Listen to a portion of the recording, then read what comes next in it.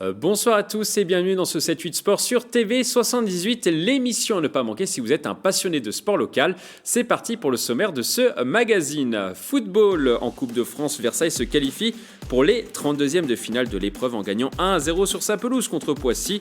Le résumé du match dans ce magazine. Tennis, un tournoi handisport était organisé pendant 3 jours par le comité des Yvelines de tennis implanté à Feucherolles. La championne de France yvelinoise Pauline Déroulède était présente sur ce rendez-vous pour préparer les Jeux paralympiques de 2024. Rugby, coup de projecteur aujourd'hui sur le Plaisir Rugby Club. Le club fait partie des meilleures formations en Ile-de-France et son équipe senior évolue en Fédéral 2. Ce sera notre module découverte. L'actualité sportive, c'est maintenant sur TV78. On commence tout de suite par du football et le 8e tour de la Coupe de France. Toutes les Yvelines ont scruté avec attention ce derby rarissime à ce niveau de la compétition. Versailles recevait Poissy ce dimanche, un match équilibré qui s'est finalement soldé par une qualification de Versailles. Le résumé du match, des images de Nicolas Dandry. Un derby yvelinois sulfureux au 8e tour de la Coupe de France. Versailles recevait Poissy ce dimanche 28 novembre au stade Mauboron. Après une entame de match versaillaise ponctuée par quelques occasions, Poissy se reprend et les joueurs pissiaquais poussent pour marquer mais n'arrivent pas à concrétiser leurs offensives. Les équipes se séparent sur un score nul et vierge à la pause 0-0. Première mi-temps, c'était plutôt le mi-temps à notre avantage. En début de match, on a mis un peu de temps à rentrer dans le match et ensuite plutôt mise à notre avantage dans la conservation du ballon et dans l'utilisation. On va dire que sur les 10 premières minutes, on a été très bien en place, discipliné. On a récupéré des ballons hauts qu'on a mal exploités. On n'a pas assez utilisé cette profondeur. Poissy a repris un peu plus la maîtrise du ballon. Notre gardien fait une parade sur la première mi-temps. Au retour des vestiaires, les deux équipes qui évoluent dans la même poule en National 2 continuent de se neutraliser. Le tournant du match intervient à la 75e minute. Christopher Ibailly marque sur cette action 1-0. Poissy pousse et croit revenir au score, mais le but est refusé pour hors-jeu. Poissy n'obtiendra pas de pénalty sur cette dernière action. Versailles se qualifie pour les 32e de finale de l'épreuve. Très satisfait, une grosse rencontre où on s'est tous donné, que ce soit les joueurs titulaires et ceux qui sont rentrés. On a tout donné et on a le résultat final, donc ça fait plaisir. Frustrant parce que Versailles n'a aucune situation, aucune occasion de but, si ce n'est sur le but. On le sait, de toute manière, pour pouvoir passer, il faut être efficace. Aujourd'hui, on ne l'a pas été, comme bien souvent d'ailleurs. Voilà, c'est pour ça qu'on ressort souvent des matchs comme ça, frustrés. Le tirage au sort aura lieu ce lundi 29 novembre avec un objectif en tête pour les Versaillais, aller le plus loin possible, peu importe l'adversaire et pourquoi pas une équipe de Ligue 1. Dans l'autre rencontre qui concernait un club du département, Château ne continuera malheureusement pas l'aventure en Coupe de France. Les Yvelinois qui évoluent en R1 se sont fait éliminer par Chartres, une équipe de National 2 au bout du suspense. Les hommes de Jean-Pierre Papin l'ont emporté 5-4. Ce parcours en Coupe de France restera l'une des plus belles épopées de Château dans la compétition. Il y avait également du handball ce week-end en National 3. Les clubs yvelinois n'ont pas brillé. Plaisir s'est largement incliné sur le terrain de l'Oudéac 38-30. De son côté, Houille, le Vésiné Carrière perd 24-21 à l'extérieur face à Bois-Colombes. Au classement, Plaisir, les clés 9e sur 12 et Houille, le Vésiné Carrière est à 3e. En rugby, on jouait ce week-end pour le compte de la 7e journée de National 3. Le MLSGP s'est brillamment imposé sur le terrain de Petit Couronne 31-6. De son côté, Versailles est toujours invaincu grâce à une victoire 24-17 sur le terrain de Caen. Enfin, Houille gagne 43-23 sur le terrain de Cergy-Pontoise. Au classement, Versailles est toujours leader devant Maison Lafitte et Houille. Les 3 clubs yvelinois sont donc sur le podium. En basket, la Ligue nationale a dévoilé ce vendredi la liste des 20 joueurs sélectionnés pour le All-Star Game français. Le 29 décembre prochain, on retrouvera sur le parquet de l'Accor Hotel Arena un Yvelinois. Le prodige Victor Wembanyama a été retenu pour participer à l'événement. Il sera remplaçant avec l'équipe de France face à l'équipe des étrangers. Le joueur de l'Asvel passé par le Chénet Versailles est à 17 ans l'une des plus grandes promesses du basket français. Avec ses 2,19 m, il attire tous les regards des scouts de la NBA. On va maintenant prendre la direction de Rambouillet. Grégory Mouyenne était jeudi dernier dans la commune. Le sportif handisport marathonien hémiplégique a parcouru environ 600 km du 14 au 27 novembre pour sensibiliser les autorités et le grand public sur les droits liés au handicap dans le monde du travail. Il est parti de sa ville Bordeaux pour rejoindre l'Elysée à Paris en parcourant 40 km par jour. Jeudi dernier à Rambouillet, le trentenaire est venu échanger sur les objectifs de ce projet avant de prendre la direction de Paris. En tennis, un tournoi international de tennis fauteuil s'est déroulé sur les cours du comité des Yvelines implanté à Feucherolles. Au programme, plusieurs matchs de haut niveau avec des champions français comme Pauline Déroulède et Anthony Beauclé, deux sportifs qui visent les Jeux paralympiques en 2024 à Paris. Des images de Nicolas Dandry. Le tennis fauteuil à l'honneur à Feucherolles. Le comité des Yvelines a organisé un tournoi sur 3 jours du 26 au 28 novembre avec au programme des matchs entre 16 des meilleurs joueurs français, une première pour un comité de tennis. Nous avions un projet fort au niveau du tennis fauteuil sur le comité et c'était une façon de consolider justement ce projet et puis de donner une image au niveau du tennis fauteuil pour attirer justement davantage de participants à ce niveau-là. Le comité des Yvelines compte à ce jour 3 sportifs intégrés à la cellule haut niveau mise en place par la structure pour préparer les sportifs aux compétitions internationales et aux Jeux paralympiques de 2024. On retrouve notamment Pauline Déroulède, la championne de France 2021, à participer à cette compétition. J'étais ravie de jouer ici. Voilà, c'est mon lieu d'entraînement, le comité des Yvelines, donc c'est un peu la maison. J'ai pas joué comme je voulais. J'ai un nouveau fauteuil et c'est vrai que je prenais encore mes marques. Et puis un peu fatiguée de la saison. Mais je suis contente d'avoir remporté la 3e place pour honorer un podium pour mon comité. La sportive seule féminine présente ce jour-là a finalement terminé à la 3e place de cette édition. C'est un très bon niveau. C'est des garçons qui savent jouer au tennis, qui ont l'habitude de l'expérience des tournois. Moi, ça me permet de me confronter à un très bon niveau. Ça me fait bien jouer. Après, il y a des petits détails qui jouent au mental parfois. Une nouvelle édition de ce tournoi sera organisée l'année prochaine dans les Yvelines. À l'avenir, le comité des Yvelines espère pouvoir recevoir des sportifs internationaux sur ces terrains.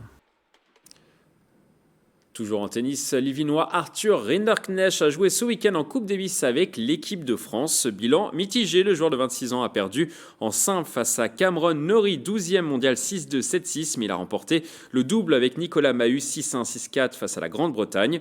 Mais les Bleus sont éliminés de la compétition. Il a annoncé après son tournoi vouloir garder le positif et surtout en mémoire sa première victoire dans la compétition. Arthur Rinderknecht, le Saint-Germanois, qui est le beau-fils de Patrick Ottaway, le conseiller sportif territorial du comité des Yvelines de tennis. Patrick Ottaway nous donne son avis sur la saison d'Arthur Rinderknecht et ses performances à la Coupe Davis, un joueur qu'il a également coaché. C'est notre Interview Express.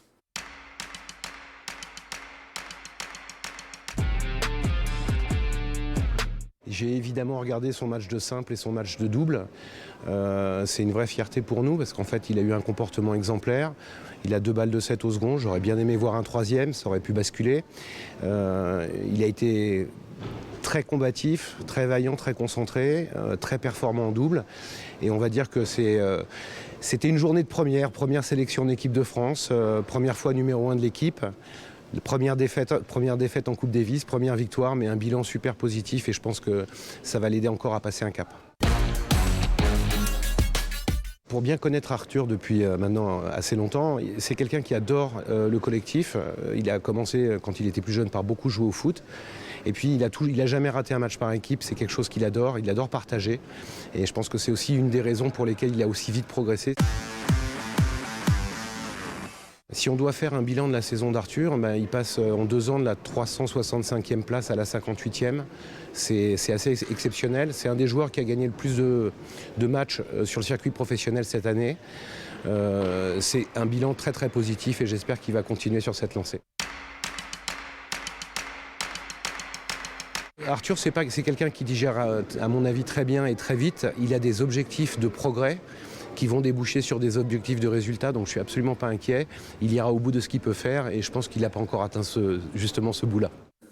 Comme chaque mois, le point sur les Jeux Olympiques de 2024 avec notre journaliste Grégory Canalé qui nous a rejoint sur ce plateau. Bonsoir Grégory. Bonsoir Mickaël. Alors, dans 970 jours, Paris accueillera ces JO et pour la première fois aussi dans son histoire, les Jeux paralympiques d'été. C'est au programme du 28 août au 8 septembre 2024 et dans ce cadre, un projet unique au monde dédié au handisport va voir le jour au Murau. L'ISPC, l'Institut en santé parasport connecté, sera implanté sur le site de Bècheville au Murau, ouverture prévue en 2024 au moment même des Jeux Olympiques et des Jeux Paralympiques de Paris. Son ambition associée recherche, formation et aide à la pratique du sport pour les personnes en situation de handicap. Le dossier est porté notamment par le professeur François Genet, chef de service à l'hôpital Raymond Poincaré de Garches, où le projet est en test actuellement. Professeur à l'université Versailles-Saint-Quentin, il était le responsable de la délégation médicale paralympique à Tokyo 2020. On s'est rendu compte que les personnes en situation de handicap avaient des difficultés pour se mettre au sport et à l'activité physique et qu'il fallait les aider et qu'il fallait que la santé, qui est souvent la porte d'entrée à la pratique du sport par le certificat d'aptitude, la réserve de pratique, eh bien, s'empare de ce sujet et aide toute cette population à débuter l'activité physique et le sport. Alors si je vous suis bien Grégory, l'Institut en santé parasport connecté, ce sera en quelque sorte l'INSEP du handisport. Ça s'en rapproche grandement, Mickaël, tout comme l'Institut national du sport, de l'expertise et de la performance. L'ISPC détectera les talents, accompagnera les sportifs de haut niveau en assurant notamment un suivi médical. Il sera également un centre de référence de la classification des athlètes parasportifs en France et pour les compétitions internationales. Mais on parle plutôt ici d'INSEP pour tous, car cet ISPC s'adressera à toutes les personnes en situation de handicap. 3 volets le constituent. Santé d'abord, avec le suivi médical d'environ 5000 personnes, ce qui représente 16 000 consultations par an. Un axe formation avec l'objectif de former 250 professionnels. Aujourd'hui, il y a un vrai manque sur la question du parasport. Et enfin, la recherche, qu'elle soit physiologique, c'est-à-dire directement sur le corps humain, ou même technologique en réunissant compétences et moyens publics et privés. L'idée est de se retrouver autour de ces pratiquants et de les aider à pratiquer, de les suivre médicalement. On n'a pas de recommandation de suivi pour ces personnes qui pratiquent du sport. Et c'est de voir comment aller jusqu'à la pratique du sport le plus longtemps possible dans le bien vieillir des personnes en situation de handicap. Et puis on sait aussi que le sport est pathogène, il peut abîmer les épaules, et donc ne pas induire un surhandicap à ces personnes qui vont vivre longtemps et qui risquent de perdre de l'autonomie s'ils se blessent. Il y a une dimension formation, je vous l'ai dit, formation des professionnels de santé, bien évidemment, avec un essaimage territorial le plus large possible, et puis de la recherche physiologique et essentiellement technologique. On s'en est rendu compte avec le Covid, il faut commencer par sortir de chez soi pour faire du sport, il faut se déplacer. Donc c'est les fauteuils roulants, les aides techniques, les exosquelettes, toutes les nouvelles modalités de déplacement. Il n'est pas anodin que ce projet, chiffré à 30 millions d'euros, dont 20 millions par le département des Yvelines, financé directement par le département, s'installe sur le site de Bècheville. Un campus de formation au métier de la santé, des services à la personne et de l'autonomie doit s'y implanter avec 2000 étudiants. On est aussi à quelques mètres du campus des Mureaux, qui accueille chaque année le salon Autonomie dédié à l'innovation au service de l'autonomie. La finalité, c'est d'associer toutes ces synergies territoriales pour devenir une référence mondiale en la matière. L'Institut en santé parasport connecté a d'ailleurs reçu le label Héritage Paris 2024, car il participera au développement des populations de façon durable, et ce, même après les Jeux Olympiques. Merci Grégory pour toutes ces précisions. On vous retrouvera le mois prochain pour votre chronique sur les Jeux Olympiques de 2024. On va maintenant prendre la direction du golf national de Saint-Quentin en Yvelines. Le président de la Fédération française, Pascal Grisot, et Brigitte Henriquez, présidente du CNOSF, ont présenté vendredi dernier une nouvelle version de Mon carnet de golf, le livre pédagogique multidisciplinaire qui avait rencontré un grand succès auprès des scolaires dans le cadre de l'accueil de la Ryder Cup en 2018 à Saint-Quentin en Yvelines. Cette fois-ci, le carnet sera centré sur les valeurs de l'olympisme et des Jeux Olympiques de 2024 pour illustrer les épreuves de golf qui seront organisées au Golf National de Saint-Quentin en Yvelines. Le livret devrait être diffusé à plus de 3000 classes sur tout le territoire pour 90 000 élèves de CM1, CM2 et 6e. On passe maintenant à notre coup de projecteur de la semaine. Aujourd'hui, TV78 est allé du côté du Plaisir Rugby Club, l'une des meilleures structures en Ile-de-France avec une équipe en Fédéral 2. Regardez.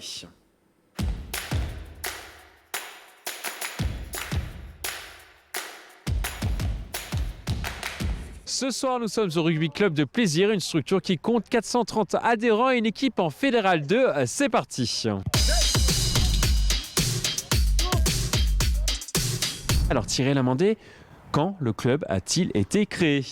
Bonjour, le club a été créé en 1969 sous l'appellation Plaisir Rugby Club, mais on pratiquait déjà le rugby en 1961 au sein du club omnisport de la ville de Plaisir. Et c'est un club important maintenant, aujourd'hui, au sein de la ville de Plaisir ? Oui, je pense que c'est le plus gros club au niveau du sport collectif. C'est 430 licences maintenant au jour d'aujourd'hui. On est revenu bien largement au-dessus de la jauge qu'on avait avant le Covid. Et puis donc l'activité se poursuit bien sur toutes les catégories, aussi bien les garçons que les filles. Et quel est l'esprit du club de Plaisir ? C'est avant tout un public familial ou vous cherchez la performance ? On a les deux niveaux. Il y a l'activité compétition, parce que nous, on a toujours été dans la compétition, mais on a aussi tout ce qui est ludique avec le touch, le rugby sans contact, les loisirs également, une section. ce qui permet d'avoir tout le monde trouve son bonheur, je dirais, au sein du club, compétition ou loisir. L'objectif, c'est d'aller le plus haut possible. Est-ce que ce club mérite d'aller encore un peu plus haut? Actuellement, on est, je dirais, pas très loin de la qualification, hein. C'est les 6 premiers qui se qualifient. C'est ce qui est l'objectif là pour la saison. Sachant qu'avec la réforme un peu de la Fédération française de rugby, avec les créations de National 1, National 2, la Fédéral 1 donc, sera peut-être plus facilement accessible, sachant que logiquement 24 clubs vont monter cette année en Fédéral 1. Au fur et à mesure de l'histoire du club, la structure senior a toujours été le plus haut possible au classement? On est monté progressivement. Moi, je suis arrivé en senior à 18-19 ans. On était en honneur. On a fait la montée en 3e division à l'époque, donc ça date. Hein.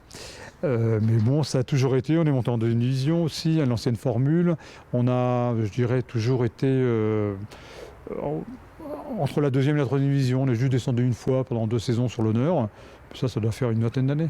Pour parler de la structure sportive et de cette équipe qui est actuellement en Fédéral 2, nous allons justement rencontrer Sébastien Roncalli.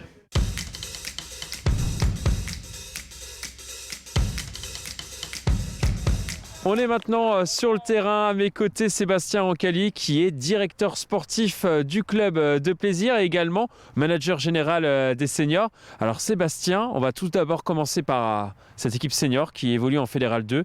Comment elle se comporte cette année?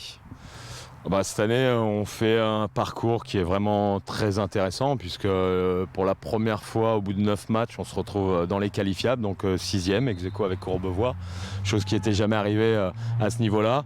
On a loupé quelques points sur les premiers matchs, donc on aurait pu être encore mieux, mais c'est déjà très bien après 2 années où on devait déjà valider notre travail, et puis à cause du Covid, comme tout le monde, malheureusement ça ne s'est pas fait, donc on est très très content cette année de pouvoir effectivement être à cette place à ce moment-là.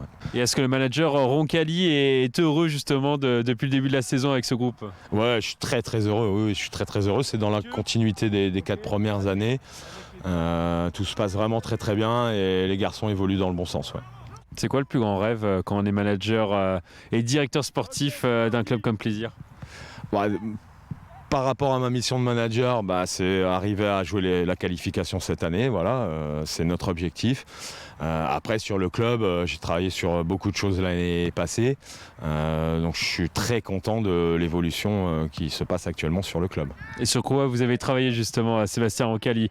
Alors je crois savoir que les jeunes, c'est un petit peu votre cheval de bataille, si je peux dire. Ouais, complètement. Moi, je milite pour effectivement renforcer notre formation parce que si on a une formation de qualité, tout le reste va en découler après. Donc, on a travaillé sur un centre d'entraînement qui s'est ouvert cette année, qui fonctionne plutôt très bien. J'ai travaillé aussi en parallèle sur l'école de rugby, donc sur le fait d'aller chercher une labellisation, une 3e étoile sur notre labellisation. On est déjà 2 étoiles, ce qui est déjà très bien. Mais là, on devrait obtenir notre 3e étoile cette année, puisque on avait notamment un critère qui nous faisait défaut, c'était les féminines. Là, aujourd'hui, de nos moins de 6 aux cadettes, donc aux moins de 19, on a des filles dans toutes les catégories. On a un groupe chez les moins de 15 de 20 filles. Donc on est vraiment dans le bon sens. Et on a ouvert une équipe senior féminine qui fonctionne plutôt très bien en entente avec Vélizy pour une première année. Donc je suis vraiment très très satisfait du travail réalisé. Ouais. L'essence du club, on l'a compris, c'est avant tout la formation, de fabriquer des futurs joueurs, peut-être pour la Fédérale 2, mais également pour le plus haut niveau peut-être des fois. Ah oui, bien sûr, tout à fait. Là, on a déjà 3 garçons qui sont partis au plus haut niveau Fédéral 1 depuis 4 ans qu'on a fait évoluer, dont un garçon qui était arrivé de série et puis en 2 ans, il se retrouve en Fédéral 1, une très belle progression. Au-delà, bien sûr, de développer le club, de réaliser des performances en Fédéral 2, notre première mission, c'est de former des mecs pour aller plus haut. Effectivement, si on a ça, on a gagné. Quand on est directeur sportif, ça fait quoi justement de voir un joueur qui évolue aussi haut C'est un plaisir, c'est vraiment un grand plaisir. C'est une validation de notre travail. Par rapport à ça, d'ailleurs, je remercie tous les gens qui s'impliquent au club et notamment tous nos bénévoles. tous nos éducateurs, tous nos entraîneurs. Voilà, on a fait tous ensemble un beau travail et voilà, ça paye effectivement cette année. Est-ce qu'il reste encore beaucoup de travail à faire pour que le club grandisse encore plus sur ces prochaines saisons? Ah oui, bien sûr, oui. Il faut arriver à pérenniser ce qu'on a entrepris. On a renforcé tous nos staffs dans les catégories. Mais voilà, il faut rester vigilant. Moi, je continue aussi également d'accompagner ceux qui passent leur brevet actuellement. Et notre but, c'est effectivement d'avoir la formation la plus performante possible. Ouais. C'est vraiment l'axe de priorité peut-être pour quand on est directeur sportif d'un club comme Plaisir? Complètement. Je pense que c'est vraiment la priorité d'un club. Le fait d'avoir une formation de qualité et assez en nombre pour pouvoir encadrer tout ce monde, encore une fois, avec l'esprit de faire le meilleur travail possible. Derrière nous, on le voit, ils sont en train de s'entraîner durement pour les prochains matchs en Fédéral 2. Est-ce qu'il y a des joueurs sur lesquels vous vous appuyez pour les prochaines rencontres? Oui, bien sûr. Dans le groupe, il y a plusieurs leaders, effectivement. Et bien sûr, notamment mon capitaine, François Levillain, que je connais depuis très longtemps. Parce que moi, je suis un ancien joueur du club aussi. On a eu la chance de jouer quelques instants avant. Et puis maintenant qu'on se retrouve quelques années après, on a une vraie complicité. Ouais. François Levillain, on va le rencontrer sur le terrain.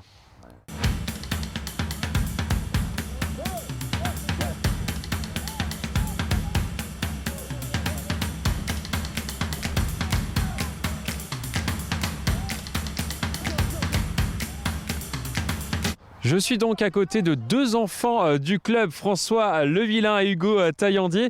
Alors François Levillain, on parlait de toi justement avant avec Sébastien Ancali. Tu es là depuis 19-20 ans, c'est ça? Ouais, ça doit être ça, ouais, fidèle au club et aux copains ici. Donc ouais, j'habite Plaisir et c'est mon club de toujours. Donc ouais, c'est ça doit faire pas mal d'années, ouais. Je les compte plus. Et qu'est-ce qui fait que tu restes justement à Plaisir? Bah moi, c'est cet esprit un peu justement amitié qui est très très fort, club très familial. Moi, je suis arrivé tard dans le rugby, j'avais 16 ans et c'est vrai que je venais d'un sport individuel avant et j'ai trouvé ici un état d'esprit incroyable. Le sport co m'a adopté, plus particulièrement le rugby ici, et j'ai jamais eu envie de partir, quoi. C'est quoi, c'est une bande de potes, on peut le dire, ici à Plaisir? Ouais, une bande de potes, et puis aussi il y a eu ce côté aussi compétition qui rentrait vraiment en compte. J'ai toujours été compétiteur et c'est ce que j'ai trouvé ici en venant à Plaisir. Et à la fois il y a la convivialité et il y a le sport et la compétition qui a tout son sens, et je pense qu'on le prouve année après année, et c'est pour ça que j'ai jamais eu envie de partir, tout simplement. Alors Hugo Taillandier, toi c'est un petit peu la même chose, hein. Alors toi tu es au club par contre depuis tes 7 ans. C'est ça, ouais. Depuis 7 ans, j'ai commencé le rugby très tôt, en mini poussin, et puis j'ai grandi ici au club, comme disait François, état d'esprit de famille, c'est ça qui nous soude et qui permet aujourd'hui d'être à notre niveau. Et voilà, une bonne bande de potes, et ça c'est vraiment hyper appréciable quand on fait un sport qu'on aime. Alors si j'ai bien compris, tu as fait toutes tes classes en fait ici à Plaisir? Ouais, c'est ça, mini poussin, et puis toutes les catégories jusqu'en junior. Et voilà, aujourd'hui la Fédérale 2, c'est le niveau que le club a, et on est très très fiers et très contents, et je pense que même on peut aller chercher un peu plus haut, et on est sur une bonne route. C'est un petit peu un rêve, je sais pas, pour un jeune du club, que tu habites Plaisir, tu as commencé le rugby ici à 7 ans à Plaisir. Est-ce que c'est un peu un rêve d'accéder au senior un jour et à la Fédérale 2? Oui, c'est vrai, surtout que moi, ma première année senior, je suis arrivé quand le club est monté directement en Fédéral 2. Et puis oui, c'est un très bon niveau, on s'y plaît. Voilà, on veut toujours aussi plus, parce que voilà, l'état d'esprit, c'est la compète. Et je pense qu'encore une fois, on peut aller chercher le haut de tableau et voir un peu plus avec toutes les infrastructures qu'on a. Donc ouais, c'est un rêve, et puis le rêve ce serait de jouer avec mon petit frère qui lui aussi dans les petites catégories. Voilà, ça serait un vrai rêve quand je jouerai avec lui. On lui souhaite en tout cas. Comment tu évalues ce groupe? On l'a dit, c'est une bande de potes, des amis, mais c'est avant tout un esprit compétitif, hein, ici à Plaisir. On le voit derrière nous, on s'entraîne durement ici à Plaisir. Ouais, on s'entraîne durement. Après, voilà, nous, joueurs, on veut encore plus d'intensité, toujours plus. Après, il faut faire avec ce qu'on a aussi, les présences. Il faut composer aussi avec les joueurs qui ont un boulot, qui finissent un peu plus tard. Mais c'est vrai que c'est très plaisant. Oui, vous êtes un club de haut niveau, mais également avec un budget qui est pas forcément énorme ici à Plaisir. Vous bataillez contre des équipes qui ont 2 voire 3 fois plus de budget que vous, et finalement vous en sortez pas si mal. Ouais, bah c'est ça aussi, pour revenir sur la question que tu me posais tout à l'heure, c'est aussi ce qui fait notre fierté, c'est d'être ce qu'on est aujourd'hui, d'avoir réussi à atteindre ce niveau, de perdurer à ce niveau. Je crois que c'est la 5e saison qu'on fait en Fédéral 2, et c'est une très très grande fierté, personnellement parlant et aussi collectivement, d'exister à ce niveau avec ce budget et ce club familial, comme je disais tout à l'heure. C'est vrai qu'on rencontre des équipes tous les week-ends avec des très gros budgets, le double, le triple, voire si ce n'est plus par rapport à notre budget. Des joueurs qui sont quasiment professionnels, qui sont rémunérés avec des salaires tous les mois. Et c'est vrai que, comme le disait Hugo, nous on travaille tous. Voilà, on a tous des boulots, beaucoup d'étudiants. Et voilà, et ce club nous offre autre chose que de l'argent. Et c'est vrai que c'est vraiment flatteur, et on est tous fiers d'évoluer à ce niveau-là et d'exister, alors que tous les week-ends, c'est un peu compliqué. Mais je pense que la saison qu'on fait cette année, on prouve que n'y a pas que le budget qui compte, quoi. Qu'est-ce qu'on peut vous souhaiter à tous les deux pour cette saison ? Déjà de la réussite, et continuer en fait sur cette lancée, et puis toujours garder cet état d'esprit qui est juste incroyable. Voilà, de la réussite, et puis la qualif, surtout la qualif. Je pense que François va le dire, mais c'est lui le capitaine, c'est lui qui a le dernier mot. Capitaine ? Non, oui, c'est sûr que voilà, depuis plusieurs années à ce niveau-là, on a tout fait les premières années pour se maintenir. Là maintenant, c'est vrai que depuis que Sébastien a pris le groupe, on a des objectifs toujours plus hauts, et c'est vrai que le maintien est derrière nous. Maintenant, il faut viser la qualification, et ça serait vraiment un bonheur pour moi, qui suis peut-être sur mes dernières années, de vivre ces moments-là. Donc oui, c'est évident que cette année, il ne faut pas se le cacher, on aimerait aller chercher une qualification, parce que jouer des phases finales, c'est des saveurs très particulières, ça n'a pas de prix. Et voilà, vivre ça, ça serait juste énorme, quoi. Et avec les supporters, on vous le souhaite en tout cas. Bon courage pour la suite de la saison, et surtout beaucoup de victoires ici à Plaisir. Une équipe en Fédéral 2 et peut-être une équipe en Fédéral 1 dans les prochaines années. En attendant, on va les laisser s'entraîner. Je vous rassure, pas de blessure de mon côté. C'est la fin de cette émission. À bientôt sur TV78.